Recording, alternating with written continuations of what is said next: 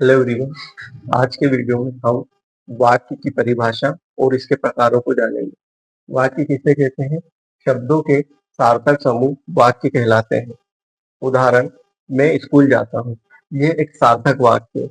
यदि ये होता कि मैं हूँ जाता स्कूल, तो ये सार्थक वाक्य नहीं होता। वाक्य के भेद। रचना की दृष्टि से वाक्य 3 प्रकार के होते हैं और अर्थ की दृष्टि से वाक्य 8 प्रकार के होते हैं।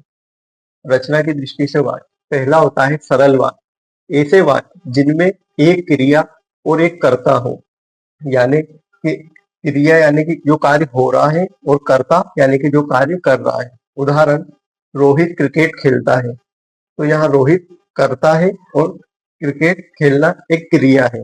दूसरा, संयुक्त वाक्य। जब दो या दो से अधिक वाक्य योजक शब्दों के माध्यम से जुड़े हो, तो ऐसे वाक्यों को संयुक्त वाक्य कहते हैं।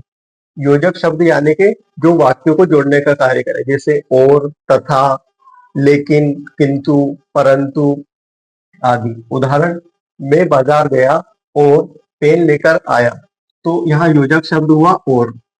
तीसरा होता है मिश्र वाक्य। जब एक वाक्य के साथ एक या एक से अधिक उपवाक्य जुड़े हो, मतलब इसमें एक कार्य का होना दूसरे कार्य के होने पर निर्भर करता है। जैसे, यदि परिश्रम करोगे तो उत्तीर्ण हो जाओगे, यानी कि कोई उत्तीर्ण कब होगा?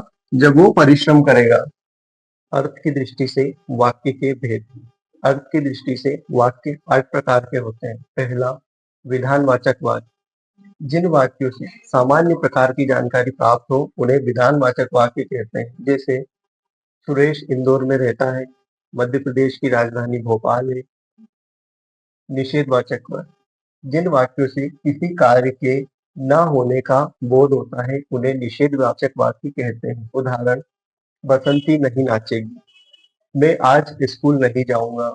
तीसरा, प्रश्नवाचक वाक्य। जिन वाक्यों से प्रश्न किए जाने का बोध हो, उन्हें प्रश्नवाचक वाक्य कहते हैं। उदाहरण, तुम्हारा नाम क्या है, तुम कहाँ रहते हो। चौथा, विस्मयादि बोधक वाक्य।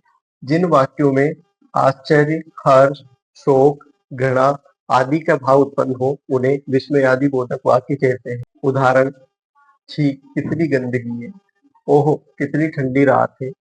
ये विस्मयादि बोधक चिन्ह होता है। पांचवा, आज्ञावाचक वाक्य। जिन वाक्यों में आज्ञा दिए जाने का बोध होता है, उन्हें आज्ञावाचक वाक्य कहते हैं। उदाहरण, पढ़ाई करो, बाजार जाओ। छठा, इच्छावाचक वाक्य। जिन वाक्यों में इच्छा, आशीर्वाद या शुभकामना दिए जाने का बोध होता है, उन्हें इच्छावाचक वाक्य कहते हैं। उदाहरण, आपकी यात्रा मंगलमय हो, विजयी भव, दीर्घायु भव। सातवां, संदेहवाचक वाक्य। जिन वाक्यों में संदेह व्यक्त होता है, उन वाक्यों को संदेहवाचक वाक्य कहते हैं। उदाहरण, शायद वह इंदौर पहुंच गया होगा, शायद वह आ गया होगा। आठवां, संकेतवाचक वाक्य।